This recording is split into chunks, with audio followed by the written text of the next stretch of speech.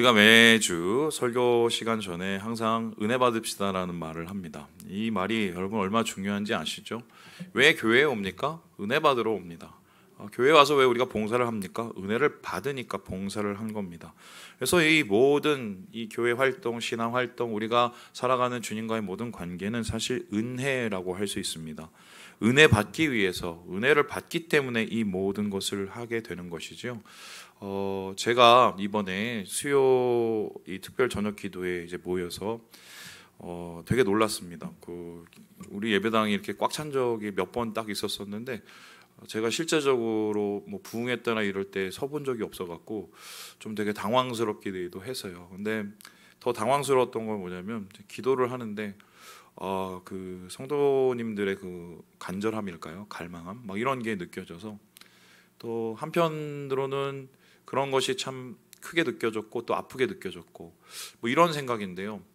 이렇게 은혜 받기를 사모하는데 이렇게 은혜를 갈망하는데 왜 우리는 이렇게 은혜와 좀 이렇게 동떨어진 삶을 자꾸 살게 될까? 왜 우리의 삶에는 은혜가 지속되지 않을까? 뭐 이런 고민을 하게 되었습니다. 그래서 오늘 여러분과 함께 풀려는 문제가 바로 그 문제예요. 왜 은혜를 우리는 깊이 누리지 못하고 있는 걸까? 은혜를 매일 누리고 살려면, 은혜를 계속 우리가 공급받으려면 어떻게 해야 되는가? 이 문제를 여러분하고 함께 다루려고 하는데요. 자, 그러면 성경에서 말하는 은혜라는 이 단어는 도대체 무엇일까요? 보여주실까요? 이 은혜는요, 바로 카리스라는 단어입니다. 이 카리스를 번역을 하면 은혜, 호의, 친절, 감사, 아름다움이지만 사실은 이 카리스의 어원은 카라입니다. 여러분, 카라가 뭐냐면요, 기쁨, 즐거움입니다. 그래서 사실은 우리 성경에서는 은혜라는 말로 이 카리스를 사용하고 있지만 이 바울 당시에 카리스라고 생각을 하면 사람들은 아름다움, 매력, 그리고 즐거움, 쾌락 이런 느낌이 더 강했습니다. 특별히 이 시대의 사람들이 카리스라고 생각했을 때 떠오르는 이미지가 하나 있었습니다. 보여주시죠. 바로 이것인데요. 여러분, 이게 삼미신이라고 하면 세 명의 미의 신이다라고 얘기하는데 이 세 명의 미의 신의 이름이 뭐냐면 카리테스입니다. 왜 카리테스냐? 카리스의 복수예요. 그러니까 아름다움들, 뭐 혹은 매력들, 기쁨들, 즐거움들 이런데 이 세 명의 여신을 가르쳐서 카리스라는 이미지가 있었습니다. 이 여신의 이름이 첫 번째는 에오프로시네인데요. 이것은 유쾌함, 명랑함을 뜻하고 두 번째는 아글레이아, 뭐 말이 이렇게 어려워요.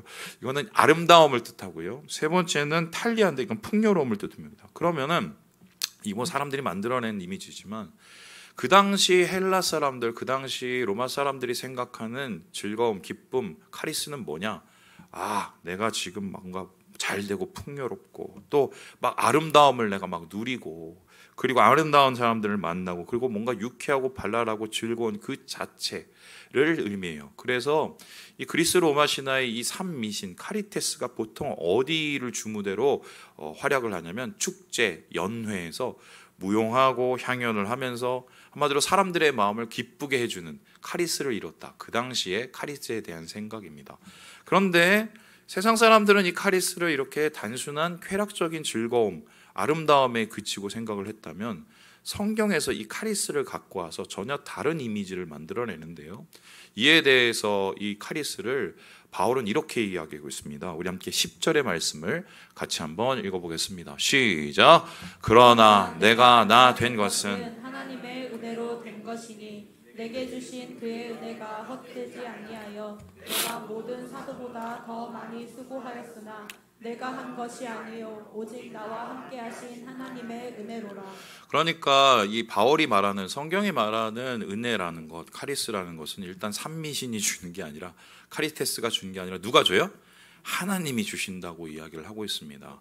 그리고 하나님께서 은혜를 주신 방법은 삼미신처럼 막 축제를 하고 무용을 하고 즐겁게 해주고 그런 방법으로 하는 게 아니라 나를 지금의 나 되게 만드신 것에서 그 은혜를 누리게 하고 있다고 얘기합니다. 여러분, 이 바울이라는 사람의 옛날 이름이 뭐였습니까? 사울이죠. 사울의 시대와 바울의 시대를 여러분 나눠서 얘기합니다. 사실 똑같은 말인데 사울이라는 말을 로마식으로 바꾼 게 바울입니다. 그런데 사울이 바울이 되고 난 다음에 전혀 다른 삶을 살았죠. 그 전의 삶과 그 다음의 삶은 정말 은혜를 받기 전과 은혜를 받은 후라고 할 수 있는데요. 그러면 바울이 혹은 사울이 그 은혜를 경험하게 된, 그래서 하나님의 은혜가 무엇인지, 카리스가 무엇인지를 경험하게 된 가장 큰 계기가 뭔가, 바로 이 그림이 아닐까 싶은데요. 보여주시죠. 여러분, 바로 다메섹 도상, 다메섹 가는 길에 예수 그리스도를 만난 이 장면입니다. 여러분, 아까 그 그림을 떠올려 보십시오. 막 새 신들이, 막 아름다운 신들이 막 즐겁게 뭔가를 하는 그 모습. 여러분, 거기서 카리스를 세상 사람들이 찾을 때, 지금 바울이 얘기하는 카리스는 다시 보세요. 좀 이거 너무 좀 충격적이죠. 여기서 보면 웃고 있습니까? 굉장히 놀라고 있습니까? 놀라고 있습니다. 그리고 더불어 이 이후에 눈이 멉니다. 고통이 오죠.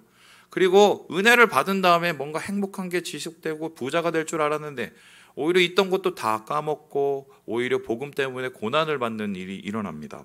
사람들의 눈에는 절대로 보기에는 카리스하지가 않습니다. 그런데 바울은 이것을 카리스라고 얘기합니다. 하나님이 이런 과정을 통해서 나에게 은혜를 주셨다고 이야기를 합니다. 오늘날도 마찬가지입니다. 여러분, 세상에서 주는 그 카리스와 기쁨을 교회에서 찾는다면 잘못 오신 겁니다. 교회에서는 그런 기쁨을 줘도 세상처럼 완전히 줄 수도 없고 그렇게 채워줄 수도 없습니다. 교회에서 카리스를 찾고 은혜를 찾는 방법은 바울처럼 하나님을 통해서 받는 방법인데요. 그러면 그래도 좀 뭔가 기분 좋게 행복하게 하나님께서 우리에게 은혜를 주시면 좋은데 왜 꼭 저렇게 하나님을 만났을 때 뭔가 좀 우리가 좋지 않은 저런 이미지로 깨어지어서 왜 이렇게 만들어졌을까? 여기에 대한 재미있는 글이 있습니다. 이 헨리 나우엔이라는 분이 있는데요. 이분은 여러분 아시는 것처럼 이제 신부님이시고요. 그리고 이 개신교와 구교로 이제 오가는 굉장히 영성으로 유명하신 분입니다. 이분이 마음의 길이라는 책을 쓰셨어요. 이제 이 책이 뭐냐면 4세기에 사막 교부가 있었습니다. 이 사막 교부가 뭐냐면 사막에서 멀리 가서 거기서 예수님과 더 가깝게 지내려고 수도를 하시는 수도사들이 있었어요. 그 교부들의 이야기 중에 우화와 같은 얘기가 있는데요. 어느 이제 수도원에 이제 나이가 좀 있으신, 그리고 사람들로부터 이제 명망을 받고 존경을 받는 수도사 한 분이 계셨습니다. 근데 그분이 뭘 하고 있었었냐면 정원에서 이제 흙을 이렇게 정리를 하고 계셨어요. 근데 한 젊은 혈기왕성한 패기가 있는 한 젊은 수도사가 이렇게 온 겁니다. 그래가지고는 거기서 이제 젊은 수도사가 노수도사를 이제 바라보면서 이렇게 빤히 쳐다보는데 이 노수도사가 이렇게 이야기를 합니다. 여보게, 거기 좀 물 좀 있지? 물 좀 갖고 와서 여기 땅에 흙 좀 물 좀 뿌려보겠나? 이렇게 뿌려봤어요. 그때 흙에 물을 막 붓는데 이상하게 흙에 물이 스며들지 않고 다 옆으로 그냥 새는 겁니다. 그래서 이상하게 저는 화가 나는 거예요. 그랬더니 그때 이 노수도사가 뭐냐면 이렇게 얘기를 하는데요. 흙을 깨트려요. 깨트리고는 거기에 물을 붓습니다. 그러면 스며들어요, 안 스며들어요? 스며들죠. 그리고는 이렇게 얘기합니다. 제가 한번 읽어볼게요. 여기다가 말이야, 씨를 뿌리면 틀림없이 꽃을 피우고 열매를 맺을 것이 아니겠나? 우리 역시 마찬가지야. 깨어져야 하나님은 거기에 물을 주시고 바로 그때 씨가 떨어져서 꽃이 피고 열매가 맺힐 것이네. 우리 수도사들은 이것을 깨어짐의 영성이라고 한다네. 그러니까 하나님께서 왜 세상적인 그 카리스를 우리에게 주시지 않으시고 바울이 말하는 조금 우리의 보기에는 좀 내키지 않는 그 은혜를 주시려고 할까? 우리가 진짜 참 은혜, 참 기쁨, 참 즐거움을 누리려면 우리 마음이 깨어져야 돼요. 그 깨어진 곳을 통해서 하나님께서 은혜를 부어주셔야 그 은혜가 우리의 삶 속에 임할 수가 있다는 것입니다. 그러면 앞에서 말했듯이 우리는 은혜 받기 위해서 왔습니다. 그럼 은혜 받으려면 어떻게 해야 된다고요? 깨져야 돼요. 목사님, 그럼 깨지면 다 은혜를 받습니까? 그건 아니에요. 깨질 때 잘 깨져야 됩니다. 깨져서 잘 못 깨지면 깨지다가 맙니다. 그러면은 어떻게 깨져야 하나님의 은혜를 받을 만한 그러한 좋은 땅이 될 수 있을까? 저는 우리 바울의 삶을 통해서 이걸 세 가지 언어로 만들어 보려고 하는데, 첫 번째 바로 이것입니다. 같이 한번 읽어보겠습니다. 시작. 주님, 제가 틀렸습니다. 뭐라고요? 다시요. 주님, 제가 틀렸습니다. 우리 옆형제 자매 보면서 얘기하겠습니다. 제가 틀렸습니다. 기분 나쁘시죠? 제가 틀렸다고 얘기를 했어요. 이게 무슨 소리일까요? 우리 같이 한번 디모데전서 1장 말씀을 같이 한번 읽어보겠습니다. 시작. 내가 전에는 비방자여 박해자여 폭행자였으나 그녀를 입은 것을 내가 믿지 아니할 때에 알지 못하고 행하였음이라. 바울은 자기의 지난 삶을 가리켜서 뭐냐면 비방자요, 박해자요, 폭행자였다고 합니다. 실제적으로 다메섹에 가는 길에 예수님을 만났을 때 예수님이 그를 향해서 뭐라고 합니까? 나는 네가 뭐 하는 예수라고요? 핍박하는 예수. 그런데 재밌는 거는 바울이요, 왜 예수 믿는 사람을 혹은 예수님을 핍박했는가? 자기가 옳은지를 알고 그랬다는 거예요. 그래서 하나님 앞에서 예수를 만나서 제일 먼저 깨어진 게 뭐냐면 자기의 의가 깨졌습니다. 자기가 옳다고 생각하는 그 생각이 깨지게 됩니다. 여러분, 의라는 건 뭡니까? 옳다는 것입니다. 자기 의라는 것은 내가 옳다는 것입니다.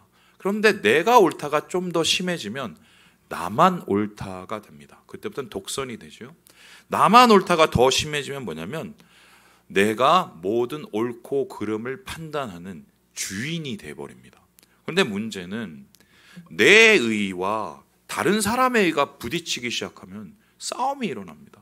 이 싸움 잘 끝나지 않죠. 여러분, 가정 속에서 계속 일어난 게 뭡니까? 치약 하나 짜는 것 같아도 여기서부터 짜는 게 맞아, 여기서부터 짜는 게 맞아. 어느 게 옳은가요? 아무 데서나 짜면 됩니다. 그런데 사람들은 그걸 가지고 옳다고 얘기하기를 시작합니다. 그러면 싸움이 납니다. 근데 이 문제는 사람과의 사람의 싸움은 그냥 거기서 그칠 수 있다 치는데 이 싸움이 하나님과 이 시작이 되면 문제가 생겨요.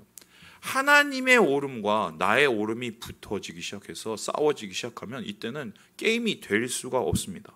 왜냐하면 자기 의가 하나님의 의를 가리게 되면 나를 통해서 하나님의 뜻이 이루어질 수가 없기 때문이에요. 그래서 하나님께서는 바울에게 제일 먼저 깨뜨리기 원하시는 부분이 바로 자기 의였습니다. 바울이 자신의 삶이 틀렸다는 것을 인정했을 때 하나님을 그를 제대로 된 사람으로 만들 수가 있었기 때문이에요. 이와 비슷한 예가 있습니다. 바로 이 사람인데요. 바로 모세라는 사람입니다. 여러분, 모세는 어떤 사람입니까? 이스라엘 백성을 애굽의 손에서 구원하기 위해서 혈기왕성하게 자기 손으로 사람을 죽이기까지 하면서 혁명을 이루려고 했던 사람입니다. 그런데 그 혁명의 끝이 어떻게 됐습니까? 실패로 돌아갔습니다. 어떻게 실패로 돌아갔나요? 애굽 사람들은 자기를 쫓고 심지어는 자기가 위하려고 했던 이스라엘 사람들조차 자기를 받아주지를 않았어요. 그리고 나서 모세가 했던 것이 뭡니까? 도망칩니다. 광야에 가서 몇 년을 살았죠? 40년 동안 무명의 목자 생활을 합니다. 다 깨졌어요. 다 깨졌어요. 그때 40년 후에 이 호렙산에 올라갔다가 이상하게 불타는 이 나무를 봅니다. 옛날이나 지금이나 제일 재밌는 게 뭐죠? 불구경이잖아요. 그런데 이상하게 나무는 안 타는데 불만 타는 겁니다. 이게 뭐지? 거기서 하나님을 만나게 되죠. 그 하나님을 만났을 때 하나님께서 제일 먼저 말씀하신 게 뭡니까? 저 모세의 발을 보세요. 뭐가 없습니까? 신발이 없습니다. 왜 신을 벗으라고 했을까? 신을 벗는다는 것은 종이 된다는 겁니다. 자기 의를 깨트리신 거예요. 이때 하나님께서 자기를 완전히 무너뜨렸을 때 모세는 어떻게 고백을 합니까? 출애굽기 3장에 이렇게 얘기하는데요. 우리 같이 한번 읽어보겠습니다. 시작. 모세가 하나님께 아뢰되 누구이기에 바로에게 가며 이스라엘 자손을 애굽에서 인도하여 내리까.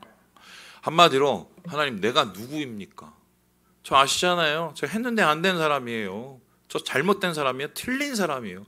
하나님 앞에 지난 날을 고백하게 되는 거죠. 여러분, 그때 만일에 40년 전에 성공했으면 모세가 혁명가로 성공할 수도 있었어요. 아니면 반역가로 끝날 수도 있어요. 그런데 구원자는 될 수가 없었습니다.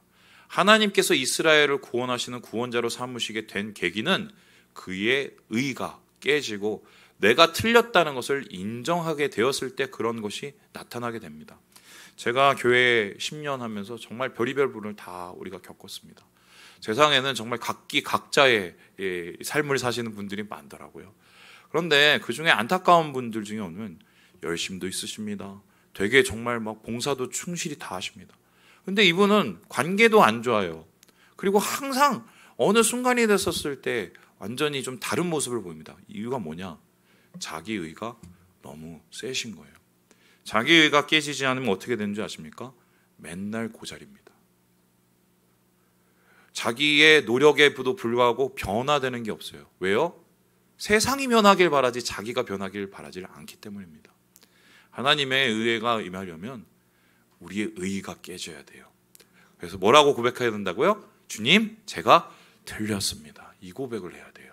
두 번째로 그렇다면은 깨어짐이 은혜가 되려면 어떻게 해야 될까요? 우리 같이 한번 읽어보겠습니다. 시작. 주님, 제가 못났습니다. 우리 옆 형제자매 얘기해 봅시다. 제가 못났습니다. 기분 안 좋으시죠? 제가 못났다. 자기의 부족과 연약함을 내려놓아야 되는데요. 그 이유가 뭐냐? 은혜를 가로막는 두 번째 것이 뭐냐면 자만심이에요. 자기만 만족하고 자기만 교만한 그 생각이 깨지지 않으면 하나님의 은혜가 우리의 삶 가운데 부어질 수가 없다는 것입니다. 우리 함께 고린도전서 15장 9절의 말씀을 읽어보겠습니다. 시작. 나는 사도 중에 가장 작은 자라. 나는 하나님의 교회를 박해하였으므로 사도라 칭함받기를 감당하지 못할 자니라. 바울의 일생을 걸쳐서 계속적으로 따라다니는 야킬레스건이 있었어요. 그게 뭐냐면 바울의 사도성입니다. 그를 가리켜서 야, 네가 무슨 사도야? 이렇게 얘기하는 사람이 주변에 너무 많았습니다. 그 이유가 뭐냐면 12사도는 그래도 예수님이 이 땅에 계셨었을 때 승천하시기 전에 예수님과 함께 3년 동안 같이 살고 먹고 듣고 기적을 체험하고 훈련도 받고 그랬어요. 여러분, 그렇다면 그때 바울은 어디 있었습니까? 저기 멀리 반대쪽에 있었습니다. 그런데 갑자기 부활하신 예수님을 만났다고 하는데 여러분, 바울이 예수님을 만난 걸 본 사람이 있어요, 없어요? 아무도 없었습니다. 그러니 이 사람은 도대체 어떤 사람인가 항상 바울에 대해서 의심의 눈초리로 쳐다보고 있었습니다. 뿐만 아니라 그가 한때는 교회를 핍박하는 자였기 때문에 그거는 바울의 가장 치명적인 핸디캡이라고 할 수가 있었습니다. 바울이 고민했습니다.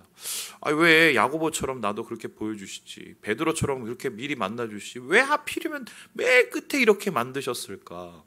이에 대해서 바울이 내린 결론이 뭐냐면 나를 작은 자로 만드시려고 그랬다는 거예요. 나를 낮아지게 만드시려고 그랬다는 겁니다. 왜냐하면요, 바울은 다른 제자들과 같이 모든 걸 갖춘 사람이에요. 다소에서 태어나서 로마 시민권도 있어요. 거기다 여러 가지 언어를 해요. 심지어는 그의 집안은 부유했습니다.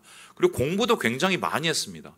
그런데 그러한 바울이 만일에 하나님의 손에 깨트려져서 그의 능력과 그의 재능이 하나님의 손에 붙잡혀지지 않았으면 그는 매우 교만한 사람으로 깔다가 그렇게 교만한 사람으로 끝날 가능성이 많았어요.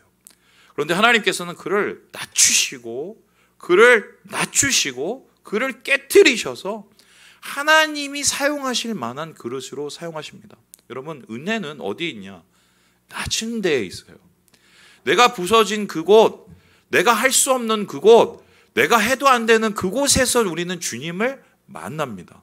왜냐하면 거기서 나의 재능과 나의 교만이 완전히 깨지기 때문입니다. 여러분, 성경에는 이와 비슷한 사람이 있습니다. 바로 베드로라는 사람이었어요.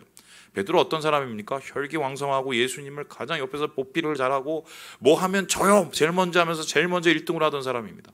그래서 예수님께서 어느 날 제자들을 모으셨어요. 야, 니네들이 나를 다 떠날 거야. 주님, 무슨 소리세요? 절대로 안 떠납니다. 죽기까지 안 떠납니다. 다른 사람 다 배신해도 저는 죽기까지 안 떠납니다. 여러분, 베드로가 어떻게 됐습니까? 제일 먼저 그리고 어떻게 했어요? 3번이나 완전히 깨졌죠. 자기가 할 수 있는 능력과 재능과 자만심이 완전히 무너집니다.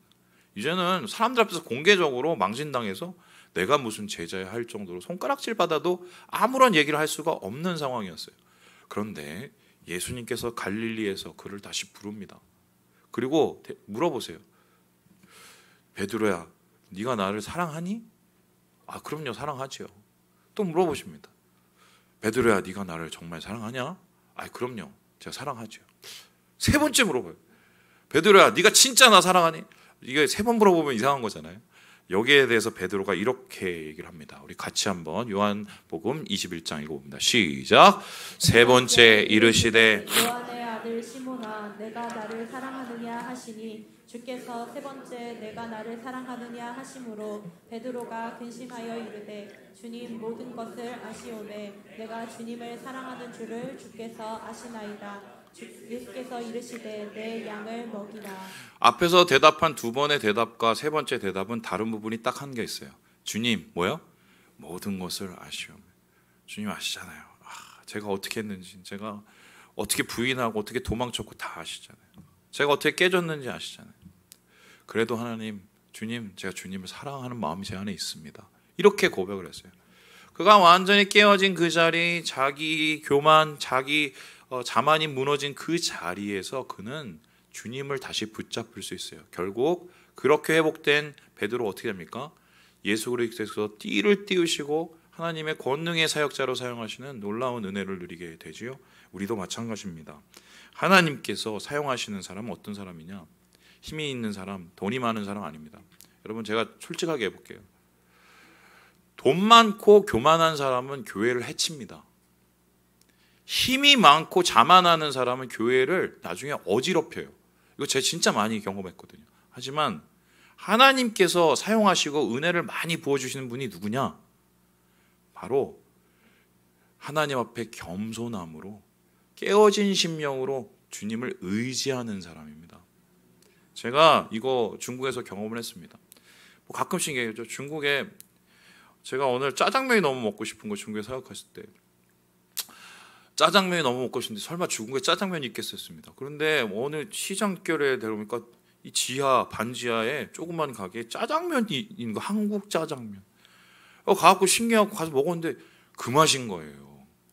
솔직히 한국에서 먹는 것보다 조금 딸리는데 거기에서 먹으니까 중국에서 제가 한국 짜장면을 먹은 사람이에요. 그래서 거기가 먹으면서 얘기를 해보니 예수 믿은 지 얼마 되지 않으신 분이에요. 저보고 이제 선생님이라고 물어보고는 뭐 이런저런 거 교회에 대한 질문과 성경에 대한 질문을 물어보셨어요. 그때 이분이 아무것도 몰랐는데 신앙에 대한 열정이셨거든요. 여러분 어떻게 되는지 아세요? 그분이 그 짜장면집이 대박이 나갖고 분점에 본점에 엄청난 거부가 되셨어요. 짜장면 한 그릇으로. 근데 그렇게 된 계기가 뭔지 아세요?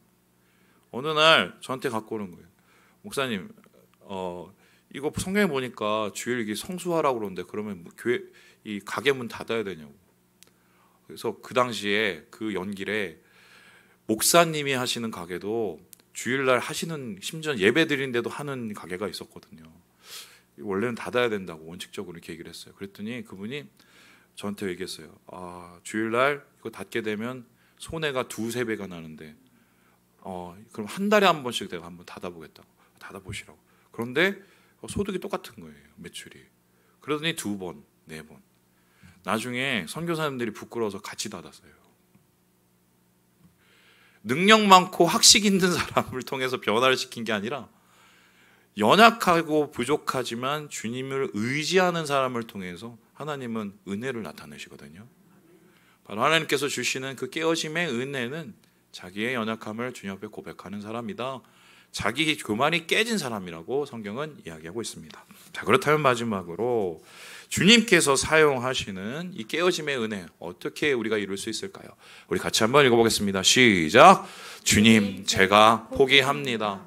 주님 제가 틀렸습니다. 자기 의가 깨져야 돼요. 주님 제가 못났습니다. 교만 깨져야 됩니다. 그리고요 결론적으로 우리의 가장 은혜를 방해하는 한 가지가 깨져야 합니다. 그게 뭔지 아세요?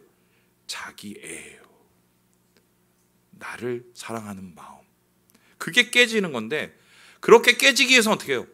우리를 포기해야 됩니다. 우리 함께 빌립보서 1장 17절 18절 말씀을 읽어보겠습니다. 시작. 그들은 나의 매임에 괴로움을 더하려 할 줄로 생각하여 순수하지 못하게 다툼으로 그리스도를 전파하느니라. 그러면 무엇이냐 거칠애로 하냐 참으로 하나 무슨 방도로 하든지 전파되는 것은 그리스도니 이로써 나는 기뻐하고 또한 기뻐하리라. 이 바울은 선교와 복음에 대해서는 굉장히 열정이 있는 사람이었어요. 심지어 바나바와 싸우기까지 하면서 이 선교를 온전하게 하려는 대단한 열의가 있는 사람이었습니다. 그런데 이러한 바울의 열의의 선교 속에서 그를 계속적으로 괴롭히는 사람들이 있었습니다. 누구냐면 같이 예수 믿는 경쟁자들이었어요. 바울은 그들하고 경쟁할 생각이 없었는데 그들의 생각에는 바울이 마음에 들지 않았던 겁니다. 너무 율법하고는 멀리 있는 사람처럼 느껴져서 도시락 싸들고 계속 바울을 괴롭힙니다. 그런데 어느 날 바울이 로마에 가서 또 이곳저곳에서 사역을 하다가 감옥에 갇혀버려요. 그때 누가 제일 기뻐했겠습니까? 경쟁자들이 꼬세워서 야 드디어 들어갔어. 야 잘됐어. 여러분 그러면서 박수를 치고 막 그러고 있었을 때 제자들이 왔습니다. 바울 선생님 저 사람들이 막 너무 고소하다고 박수를 치는데요. 어떻게 하죠? 여러분 보통 이 상황 되면은 기분 나쁘죠. 그렇게 말도 안 되는 상황 속에서 자기를 핍박하는 자들이 더 아무렇지도 않을 때 그때 바울이 뭐라고 했습니까? 상관없어. 왜요? 그 사람들이 무슨 시기에서 하든지 순수하지 못하게 하든지 예수만 전하면 돼. 예수만 전파하면 돼. 자기의 자존심, 자기 애 다 내려놓고 포기하게 된 거예요. 그렇게 되었을 때 하나님께서 그를 통해서 은혜를 부어주시게 되는데요. 이와 같은 예는 성경에 또 있습니다. 바로 이 사람이에요. 보여주시죠. 여러분 요셉을 우리가 꿈꾸는 자로 생각을 합니다.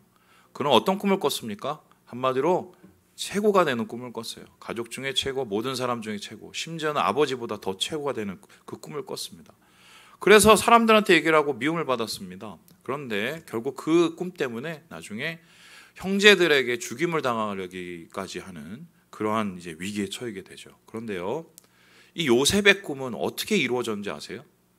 그 꿈이 깨지고 나서 이루어집니다. 최고가 되길 깨지고 나서 최고가 될 수 없는 상황에 자기에 대한 생각이 다 깨지고 나서 그리고 형제들에 대한 마음을 풀고 나서 그러고 나서 그 꿈이 이루어져요. 어떻게 해요? 형제들 용서하고 가족들 용서하고 살리는 사람이 되고 말죠. 자기 애를 넘어서 우리 애가 될 때 요셉을 통해서 하나님께서는 세상을 바꾸는 역사를 나타내 주신 것입니다. 목사님 그래도 말은 쉽지요. 깨지는 게 얼마나 힘든데요. 내 거 내려오는 게 어느 쉽습니까? 가장 가까운 우리 자식, 부모 혹은 뭐 배우자 그거 조그만 거 못 내려놔서 계속 싸우는 거잖아요. 서로요. 근데 너무 힘들어요. 그거 어떻게 합니까? 바울은 나랑 뭔가 다른 사람 아닙니까? 이렇게 얘기할 수 있어요. 그런데요, 바울도 사람이거든요. 똑같이 우리하고 성정이 똑같은 사람입니다. 그럼에도 불구하고 바울이 어떻게 이렇게 깨어짐을 받아들일 수 있었을까? 그는 자기가 깨어지고 포기한 다음에 더 중요한 것을 얻었기 때문인데요. 그것을 가리켜서 빌립보서에 이렇게 얘기하기로 하고 있습니다. 우리 같이 한번 읽어보겠습니다. 시작.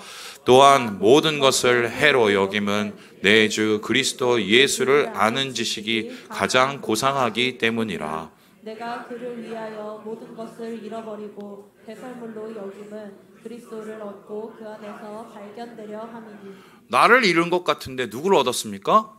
그리스도를 얻었습니다. 그랬더니 나는 더 큰 사람이 되었습니다. 이유가 뭐냐요?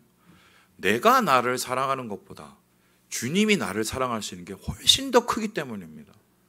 우리가 예수를 믿고 예수를 위해서 포기한 이유는 무엇입니까? 무엇이죠? 밭을 생각하고 계세요. 내 모든 걸 팔아서 밭을 사는 이유가 뭡니까? 거기에 보물이 있기 때문입니다. 그래서 우리가 포기를 할 수가 있어요. 지금 내가 당장 져도, 지금 내가 당장 내려놓는 것 같아도 나는 그 내려놓음을 통해서 주님의 기쁨, 카리스, 그 은혜를 발견하기 때문에 바울은 이 모든 것을 했다는 것입니다. 그래서요, 이 깨어짐을 가리켜서 찰스 스탠리는 그 목적을 이렇게 이야기를 하고 있는데요. 우리 같이 한번 읽어보도록 하겠습니다. 시작. 우리를 너무 사랑하신 하나님은 우리가 이 모습 이대로 사는 것을 원하지 않으신다.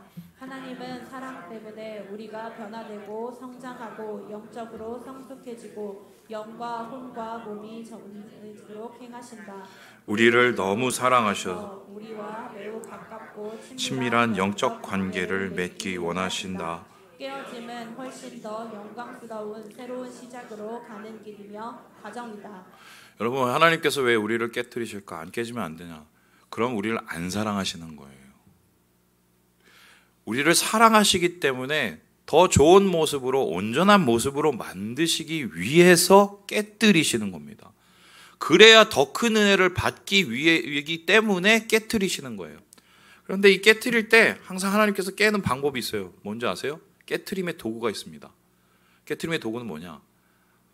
내가 가장 의지하는 것, 나와 가장 가까운 사람, 그 왼수들이에요. 그래서 이렇게 생각하시면 됩니다. 그 왼수는 왜 존재하느냐? 하나님이 나를 깨뜨리셔서 은혜를 부어주시기 위해서, 더 큰 나를 만드시기 위해서 주신 하나님의 도구다. 이렇게 생각하시면 마음이 좀 달라지지 않을까요? 말씀을 마칩니다. 제 얘기할까요? 제가 10년 전에 우리 교회 왔었을 때 정말 혈기등등해서요. 정장로님 힘드셨을 거예요. 저하고도 막 많이 싸우시고. 그때처럼 아마 사역을 하면 우리 교회 망합니다. 근데 제가 10년 동안 지나면서 많이 조금씩 변했어요. 그 이유가 뭔지 아세요? 이분 저분 다 겪어봤기 때문에. 자존심이라는 것도 다 깨져보고 무너지고.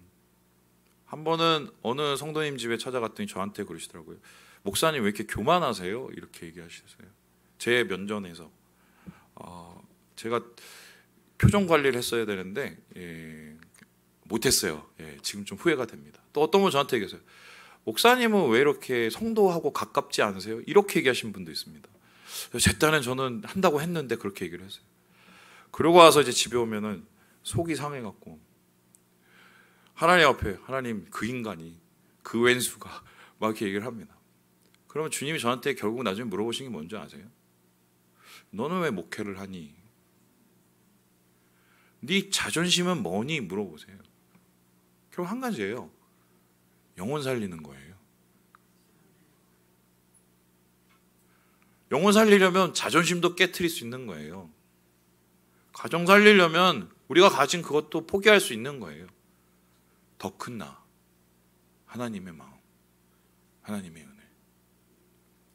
사랑하는 여러분, 이 은혜를 누리시고 이 은혜 가운데 하나님을 깊이 만나시고 하나님의 큰 은혜 가운데 이 한 주를 승리하시는 사랑하는 우리 모든 형제 자매들 되시길 주님의 이름으로 축원합니다. 기도하겠습니다.